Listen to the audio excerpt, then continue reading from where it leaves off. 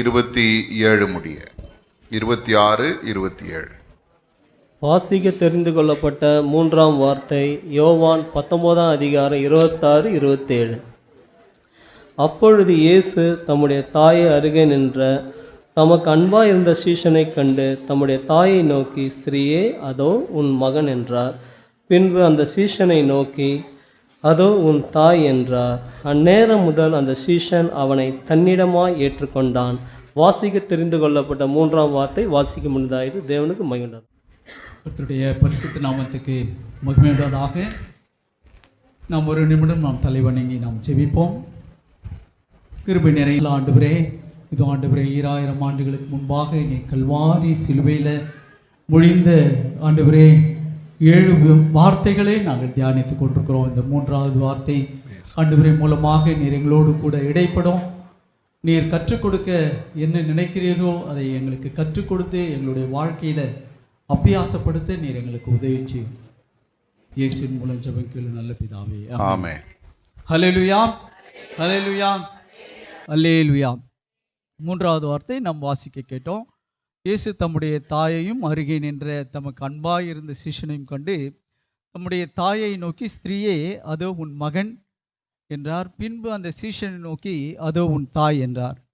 அந்நேரம் முதல் அந்த சீஷன் அவளை தன்னிடமாய் ஏற்றுக்கொண்டான் என்பது. ஹல்லேலூயா, ஹல்லேலூயா. சிலுவை அண்டை கொஞ்சம் பேர் தான் இருந்தாங்க. நிறைய பேர் அவரை பின்பற்றினாங்க.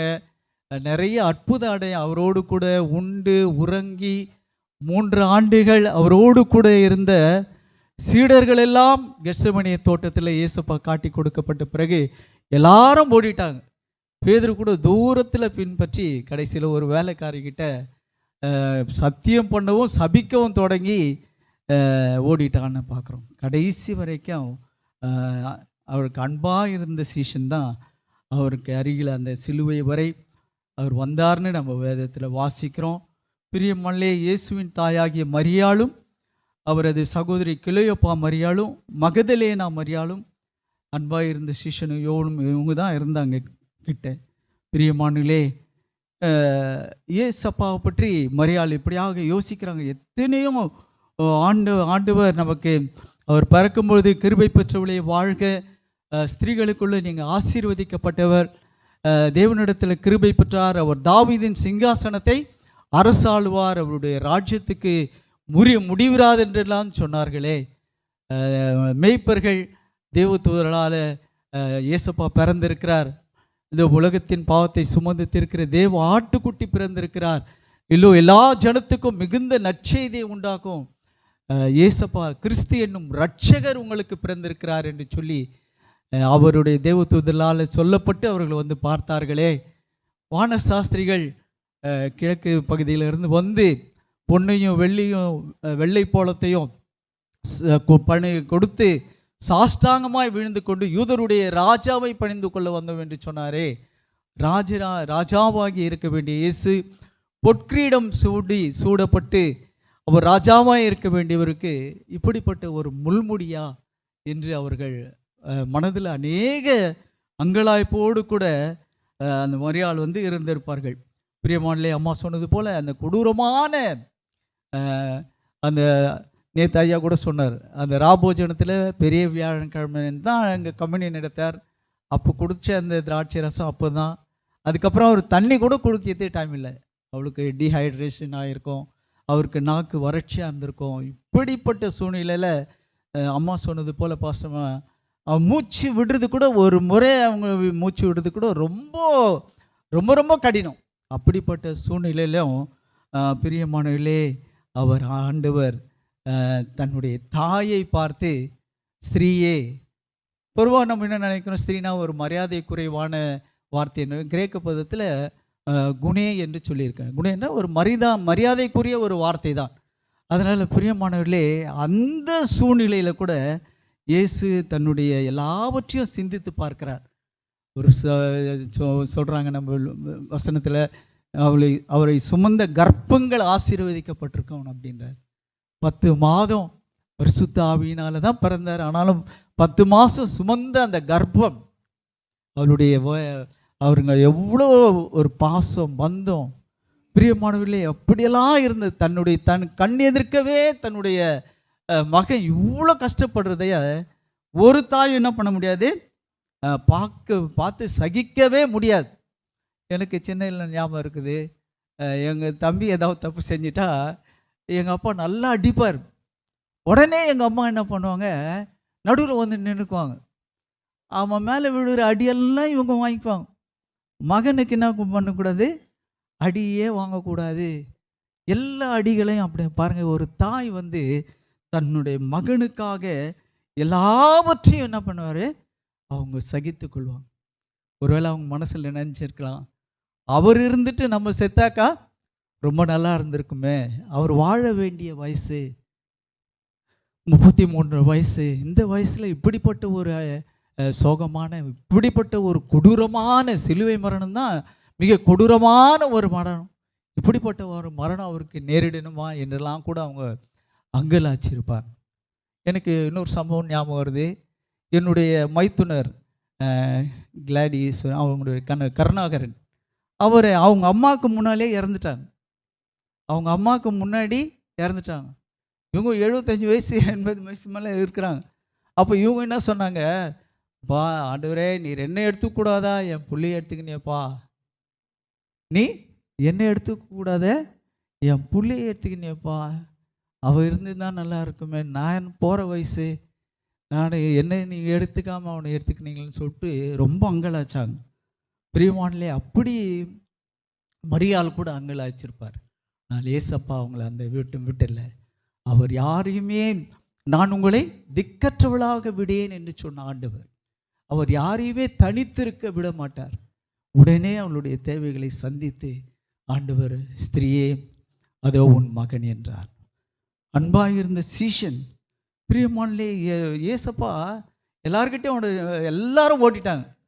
கடைசி வரைக்கும் அவரை பின்பற்றினது யாருனாக்கா இந்த யோவான் தான். ஒருவேளை பிரதான ஆசிரியனுக்கு வேண்டியப்பட்டவர் என்று வசனத்தில் சொல்லுது. பிரியமானலே ஒருவேளை அப்படி இருக்கலாம். ஆனால் அவர் தான் கடைசி வரைக்கும் கூட வந்தார். ஹல்லேலூயா.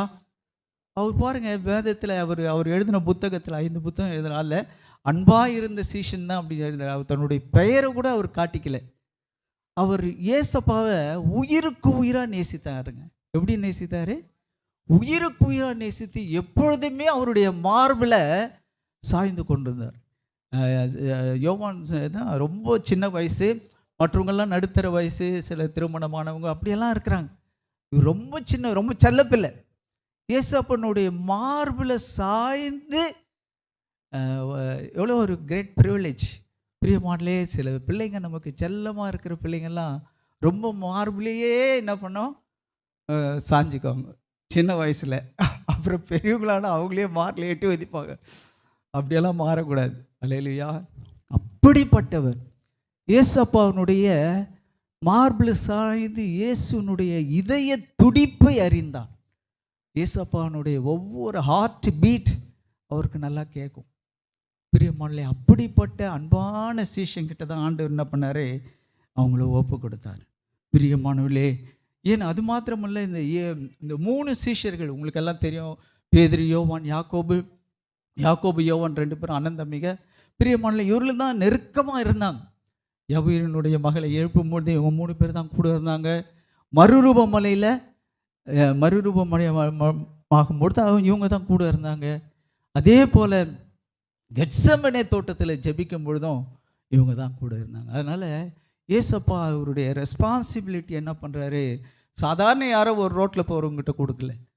அவர் யார் நம்ம இவங்களை காப்பாற்றுவாங்கன்னு ஒரு ஜட்ஜ் பண்ணி கரெக்டாக அனலைஸ் பண்ணி, இவர் தான் நம்மளை ரொம்ப நேசிக்கிறாரு, அதனால் இந்த பிள்ளை என்ன பண்ணுவாங்க, நம்ம காப்பாற்றுவோம். பாருங்கள், எல்லாரும் ஓடிட்டாங்க. பயம் யூதருக்கு. இப்போ பேதுருவே பயந்து ஓடிட்டார். நான் சாவிலும் மரித்தாலும் எல்லாவற்றிலும் உண்மை பின்பற்றுவேன், எல்லாரும் இடர் இல்லைன்னா நான் இடைய மாட்டேன் அப்படியெல்லாம் சொன்ன வீரவாசனை பேசினவரெல்லாம் பாதியில் துண்டை காணும் துணியை காணும்னு சொல்லிட்டு என்ன பண்ணார், சத்தியப்பட்டும் சபிக்கும் தரங்க விட்டார். வேதத்தில் சொல்லுது, பூரண அன்பு பயத்தை புறம்பேத்தார். ஏசப்பாவை பூரணமாய் நேசித்தார். ஐயா நேற்று பிரசங்கம் பண்ண முடிவு வரை நம்மை நேசிக்கக்கூடிய ஒரு ஆண்டவர் அவர் தான். அல்லேலூயா. முடிவு பரியந்தம் நம்ம மேல் அன்பு செலுத்துகிறார். அப்படி ஏசப்பாவும் அவரை உயிருக்கு உயிராக நேசித்ததுனால அவர்கிட்ட அந்த பொறுப்பை ஏசப்பா அவருக்கு கொடுத்தார். அல்லேலூயா. பிரியமானே, ஆகையினால அப்படிப்பட்ட ஒரு சூழ்நிலையில் அவர் ஒரு புதிய பாருங்கள், நிறைய பேர் உடன் இருந்தார்கள். ஆண்டவர் இந்த இடத்துல ஒரு புதிய உறவை ஏற்படுத்துகிறார், புதிய உறவை சம்பந்தத்தை ஏற்படுத்துகிறார். இவ்வளோ நாள் அவன் சீஷனாக தான் இருந்தான், இப்போ அவனுடைய மகன் என்ற ஒரு ஸ்தானத்தை அவர் கொடுக்குறார். இன்னும் இப்போ ஏசப்பா இருக்கணும். நம்ம சொல்கிறோம், நான் 40 வருஷமாக இந்த சர்ச்சில் இருக்கிறேன், 50 வருஷமாக மெம்பர் இருக்கிறேன், நான் இந்த இடத்துல தான் உட்காருவேன், நான் அங்கே உட்காருவேன் அப்படின்னு சொல்லிட்டு நம்ம மற்ற அநேக காரியத்தை நம்ம என்ன பண்ணலாம், சொல்லின்னு இருக்கலாம். இயேசு சபைக்கு வரலாம், சபையில் அங்கமாக இருக்கலாம், ஆண்டவரோடு கூட ஒரு பர்சனல் ரிலேஷன்ஷிப் வித் காட், தேவனோடு உங்களுக்கு தனிப்பட்ட முறையில், அம்மா சொன்னாங்கல்ல, மறுபடியும் பிறவாவிட்டால் தேவனோடு, அப்படி ஏசப்பாவை சொந்த இரட்சகராக ஏற்றுக்கொண்ட ஒரு அனுபவம் இல்லைனாக்கா நம்ம எத்தனை வருஷம்தான் இந்த சிலுவை தியானத்தை தியானிச்ச பரவாயில்லை. அந்த கல்லனை போல ரட்சிப்பை பெற்றுக்கொள்ளணும்னா அவரோடு கூட ஒரு க்ளோஸ் ரிலேஷன்ஷிப், அவரோடு கூட ஒரு நெருங்கிய உறவை ஆண்டவர் ஏற்படுத்துகிறார், மகனாக ஏற்றுக்கொள்கிறார். நம்ம எவ்வளோ பாவியான பெரிய கொலைகாரன், குற்றவாளி, அப்பேற்பட்ட அந்த கல்லனை ஆண்டவர் ஏற்றுக்கொள்கிறார். ஆனால் நம்ம எப்பேற்பட்டவர்களாக இருந்தாலும் என்னிடத்தில் வருகிறவனை நான் ஒரு காலம் புறம்பே தள்ளுவதில்லை என்று சொன்னார் ஆண்டவர்.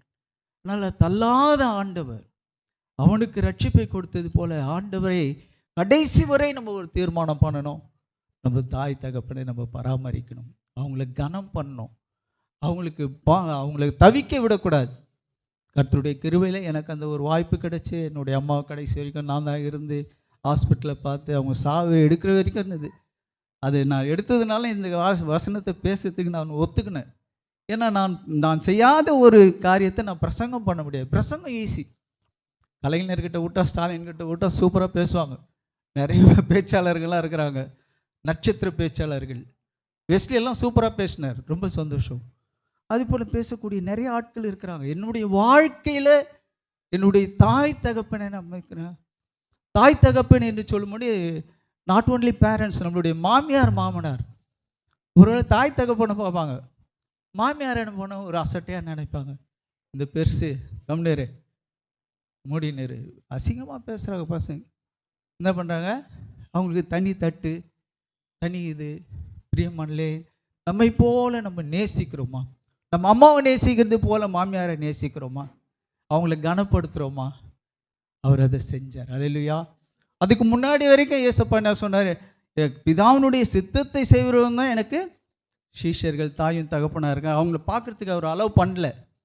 அவங்க ஒரு வேளை பார்த்து இது மாதிரி எல்லாம் சூழ்ச்சி பண்ணி உங்களை காட்டி கொடுக்க வராங்க, நீங்கள் எப்படியாவது எஸ்கேப் ஆகிடணும் கூட சொல்லி கூட இருக்கலாம்.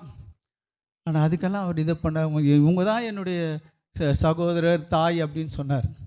ஆனால் இப்போது அவருக்கு ஒரு யூத மகனாக அவர் தன்னுடைய கடமையை என்ன பண்ணுறாரு, அவர் நிறைவேற்றுகிறார்.